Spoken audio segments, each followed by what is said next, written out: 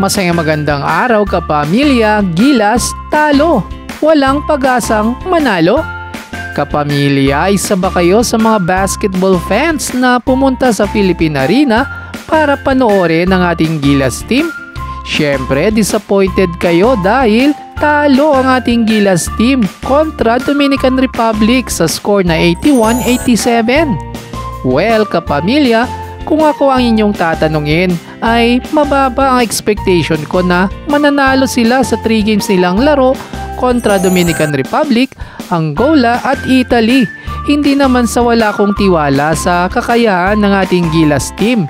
Hindi lang ako believe sa kakayahan ni Coach Joe Treyes na matagal ko nang napansin na pagdating sa mga crucial plays sa fourth quarter na lamang yung kalaban ay nararattle ang kanyang coaching abilities, yung focus at composure niya as a coach nawawala.